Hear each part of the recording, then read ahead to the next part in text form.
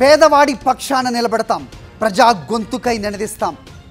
Voice of voiceless, తెలుగువారి మనస్సాక్షి సాక్షి TV. సాక్షి TV ప్రసారాల కోసం మీ స్థానిక కేబుల్ ఆపరేటర్ను వెంటనే సంప్రదించండి. సార్, ఆ మాస్క్ పెట్టుకోవటం చాలా కష్టమే, చాలా సఫకేటింగ్ ఉంటుంది. కానీ ఇది నాకు బయట ఉన్న సఫకేషన్ కన్నా చూసే జనం ముసుకేసుకుని ఉన్న జనం కన్నా ఈ సఫకేషన్ తక్కువ అనిపిస్తుంది నాకు.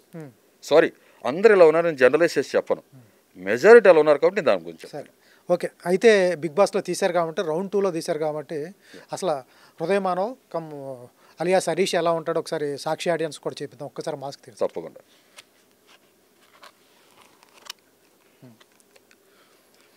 ఇది నేను, ఇది ఒరిజినల్, ఇది హరీష్.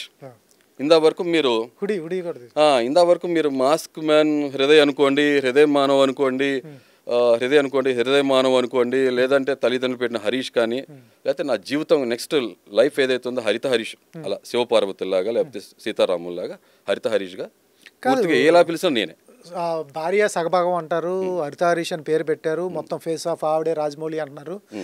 ఇవన్నీ చేసిన మీరు బిందు మాధవి వచ్చి మీ మెల్ల లోజర్ అని ట్యాగ్ వేసినప్పుడు, నేను నా భార్యను కొట్టాను అని చెప్పినప్పుడు ఎందుకు ఒప్పుకున్నారు? అంటే దీని ముందు పాయింట్ కూడా చెప్తా. ఇప్పుడు నేను చిన్నప్పటి నుంచి కోపిస్ట్ మనిషి అని చెప్పారు. ఎందుకంటే నేను పెరిగిన వాతావరణం, సమాజం, సొసైటీ చూస్తూ పెరిగాను కదా. బుక్స్లో ఒకటి రాసి ఉంది, నిజ జీవితంలో ఒకటి జరుగుతుంది. సినిమాలో హీరోలు ఒకరు కనబడుతున్నారు, బయట అంతా విలన్లు కనబడుతున్నారు. సో ఆ కోపంతో పెరిగిన ఆ తత్వం ఏదైతే, నేను కూడా అందరూ పిల్లల్లాగానే చక్కగా నవ్వుతూ ఆనందంగా ఎంజాయ్ చేయాలనుకునే మనస్తత్వం ఉన్న మనిషిని. చాలా నా క్లోజ్ అసోసియేట్స్ తెలుసు, ఎంత సరదాగా ఉంటా, ఎంత ఫన్గా ఉంటా. అంటే రెండు వాడతానండి లైఫ్లో, నమ్ముతా. హ్యూమర్ లేదా థార్ హ్యామర్, ఏదైనా లైటింగ్ గట్టిగా ఉంటుంది నాతో పెట్టుకుంటే. సో అలాంటి మనిషిని నేను, కోపంతో పెరిగిన మనిషిని. నా ముందు అన్యాయం, తప్పు తీవ్రత ఎక్కువ ఉంటే సహనం సహించలేను అంతే. సో ఆటోమేటిక్గా నా రియాక్షన్ ఎలా ఉంటుంది, మీకు అన్నారు కదా రక్షకుడు, భారతీయుడు లాంటి సినిమా చూసి వచ్చినవాడిని కదా. టక్కున ఆటోమేటిక్ ముందు యాక్షన్ మూవీ స్టార్ట్ అవుతుంది, తర్వాత డైలాగ్స్ వస్తాయి. కానీ తర్వాత కాలక్రమేణా అవి తగ్గించుకుని ఆ కోపం, ఎందుకంటే ప్రతి లైఫ్ మ్యాటర్ చేస్తుంది అంటాం కదా, మనకు కొంత నిదానంగా పరిణితి వచ్చేస్తుంది. అబద్ధాలు చెప్తా, మోసం చేయను, దెర్ ఇస్ అ డిఫరెన్స్. మరి అబద్ధం చెప్తే మీ మీద లోజర్ అనే బోర్డు పడేది కాదు కదా. అదే చెప్తున్నా, ఈ పాయింట్ చెప్పాలి. ఇప్పుడు ఆ కాంటెక్స్లో ఆవిడ మీరు కొడతారా, బయట కోపం వస్తే ఏంటంటే ఎక్స్ప్రెస్ చేస్తానన్నా, రివీల్ చేస్తానన్నా, అంతే కదా. దాచుకోను లోపల, ఏదైనా అన్ఫిల్టర్డ్గా ఉంటా, పాట్ బ్రేకర్, కొండ బదులు కొట్టేట్టు ఉంటా, రివీల్ చేస్తా. ఎవరైనా చేసేది అదే. అంటే ఒక మనిషికి ఎమోషన్స్ సరిగ్గా ఉండాలి, లేదంటే ఆడ ప్రాబ్లం ఉన్నట్టే. చాలామంది అంటారు ఎమోషన్స్ కంట్రోల్ చేసుకోవడం అన్నిటి జయిస్తాడని. ఈ సొల్లు మాటలు నేను నమ్మను. Sorry to use this language, ఇది షిట్ అనుకుంటా. బాధ వస్తే చూపించాలి, ఆనందం ఉంటే చూపించాలి, కోపం ఉంటే చూపించాలి. ఏ ఎమోషన్ క్లియర్గా ఉండకపోతే అన్ఫిల్టర్డ్గా ఉన్నాడు మనిషి అని కాదని ఉద్దేశం. సో అలాంటిది తను నెక్స్ట్ క్వశ్చన్ ఏమడిగిందంటే, మీరు కొడతారా బయట? ఎస్. తర్వాత అడిగారు కొన్ని, అయితే నేను అది మీకు అంతా కటింగ్లో మీకు కనపడదు కాబట్టి తెలియలేదు. యాక్చువల్గా చాలా జరిగింది, 1.5 hours అది మొత్తం అంతా. But I respect the judges. నేను చాలామంది జడ్జెస్ పాపం అంటుంటారు, అది నెక్స్ట్ చెప్తాను, ఇప్పుడు మీకు చెప్తాను. నెక్స్ట్ మీ వైఫ్ మీద ఎప్పుడైనా చేసుకున్నారా, చెయ్యెత్తారా అన్నట్టు తను అడిగారు. ఇప్పుడు నాకు 2 ఆప్షన్స్ ఉన్నాయి. నో అని చెప్పి నేను హరిశ్చంద్రుడిని, శ్రీరామచంద్రుడిని అని చెప్పుకొని ఫేక్గా అబద్ధం చెప్పి షోలో ముందుకి నా ప్రయాణం ముందు కొనసాగిస్తే నా మనస్సాక్షి ముందు నేను దిగజారిపోతా, తలదించుకోవాల్సి వస్తుంది. మీకు విషయం చెప్పాలి, ఇక్కడ మా వైఫ్ ఇంటికి వచ్చినాక నన్ను ఎందుకు అలా చెప్పావు, ఇది మన పర్సనల్ విషయం, 4 గోడల మధ్య ఉన్న విషయం, నీకు చెప్పాల్సిన అవసరం ఏంటి? మనం ఎంత ప్రేమగా ఉంటామో, అసలు నువ్వు నన్ను ఎంత ప్రేమిస్తావో సమాజానికి ఎవరు తెలియదు. పరస్త్రీని కనీసం పొరపాటుగా తప్పుగా కూడా చూడవు కదా, అలాంటిది నువ్వు ఎందుకు చెప్పాల్సి వచ్చింది? అక్కడ ఉన్న వాళ్ళందరూ కూడా ప్రతి ఒక్కరికి ఏదో ఒకటి డార్క్ సైడ్ ఉంటుంది, చెప్పుకుంటారా? చెప్పుకోరు. తర్వాత ఇంకొకటి, మొగుడు పిల్లల మధ్యలో గాలి కూడా రాకూడదు. అలాంటిది 3వ వ్యక్తి అడిగితే నువ్వు ఎందుకు చెప్పావు? నేను ఒకటే మాట అన్నా, కన్నా ఈసారి బిగ్ బాస్కి వెళ్ళేది బిగ్ బాస్ కోసమే.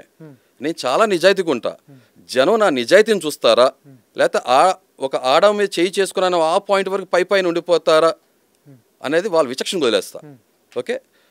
రెండోది, నేను బిగ్ బాస్లో అవకాశం వస్తుంది, గుడ్ బుక్స్లో నేను నటిస్తాను. నేను అంతమంది సీజన్స్లో నటించారుగా, ఆ బిడ్డ ఈ బిడ్డ అని ఫేక్ చేసి అందరికీ పెట్టారుగా. సో అది చేయటం ఇష్టం లేదు నాకు, నేను నిజాయితీగా ఉంటా. ఈసారి జర్నీ ఎలా ఉంటారే, వచ్చాడ్రా ఎక్కడి నుంచో లౌడ్గా ఉన్నాడు, LOUD లౌడ్, కానీ షో ఎండ్కి LOVED లాగా ఏడ్రా లౌడ్, అలా ఉండాలి. వీడు సామాన్యుడు కాదరా, అసామాన్యుడు, కామన్ మ్యాన్ కాదు కమాన్ మ్యాన్ అన్నట్టు ఉండాలి. సో కాబట్టి నాకు నాలా ఉండాలి. ఇంకొకటి, రేపొద్దున మా ఫాదర్ కూడా అన్న, ఎందుకు చెప్పావు నాన్న అని, మా వైఫ్ అందే, నాకు వేరే ప్రొఫెషనల్ లైఫ్ ఉంది, ఏమనుకుంటారు జనం అనుకునేది చాలా అనుకుంటారు. కానీ మనం ఏంటో ట్రూ సైడ్ తెలిసినప్పుడు ఆ పరిణితి, ఆ విచక్షణ, ఆ మెచ్యూరిటీ ఉన్న వాళ్ళు అర్థం చేసుకుంటారు. అరే మనం కోరుకుంది నిజమైన మనిషి కదా, స్ట్రైట్ ఫార్వర్డ్ ఉండే మనిషే కదా, మరి ఎందుకు మనం ఆమోదించలేకపోతున్నాం, ఎందుకు కంప్లైంట్ చేస్తున్నాం ఆలోచించాలి.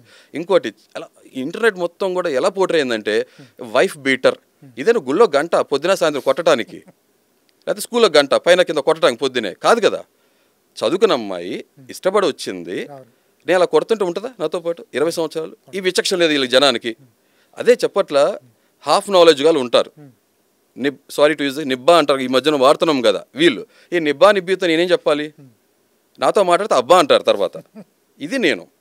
సో మా వైఫ్ ఇంకోటి మాట, కన్నా నాకు ఒక ఆపర్చునిటీ వస్తుంది, షో గెలుస్తారు రేపు అనుకుందాం, కానీ ఎనీ పాయింట్ ఆఫ్ టైం చాలా హ్యాపీ ఫీల్ అవుతావు, ఇప్పుడు మన జర్నీ గడిచిపోతుంది. కానీ నీ లైఫ్లో, నీ ఆలోచనలో, నీ మధ్యలో, నీ మనసులో ఒక మాట ఉండిపోతుంది ఏంటంటే సక్సెస్ కోసం మా కన్నా అబద్ధం చెప్పగలడు. నీ దృష్టిలో నేను దిగజారకూడదు, నా మనస్సాక్ష్యం ముందు నేను తలదించుకోకూడదు. ఈ 2 కారణాల వల్ల నేను నిజమే చెప్తా.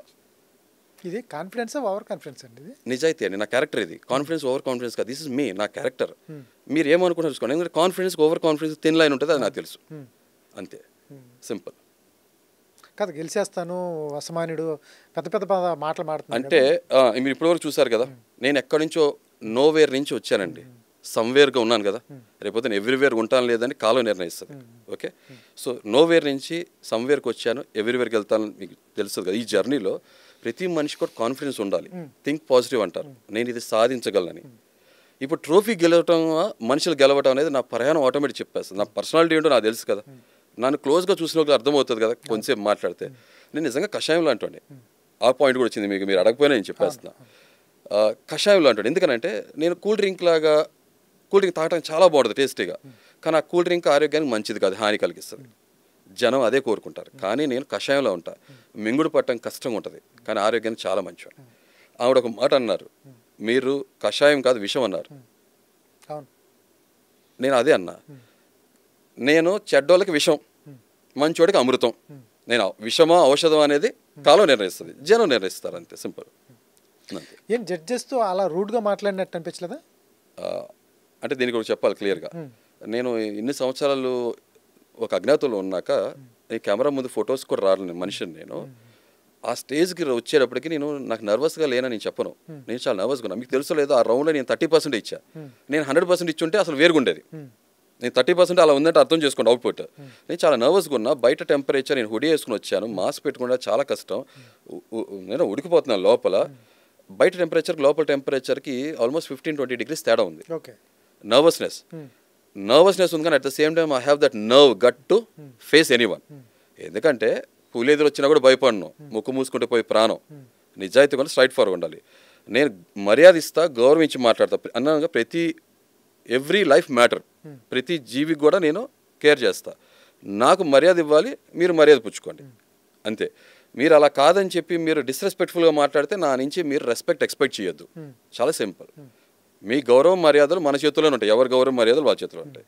అండ్ ఇక్కడ ఈ విషయంలో మాత్రం చెప్తున్నా, దయచేసి జడ్జెస్ని అసలు అంటానికి అసలు ఎటువంటి రీజన్ లేదు. ఎందుకనంటే వాళ్ళు నిజంగా నేను ఫేక్ పర్సన్నా రియల్ పర్సన్నా, నాలో ఉన్న బెస్ట్ తీయటానికి కోసం వాళ్ళు చేసిన అటెంప్ట్ అది, అంతే. దాన్ని నిజంగా హ్యాట్స్ ఆఫ్ చెప్తా, రెస్పెక్ట్ ఇస్తా.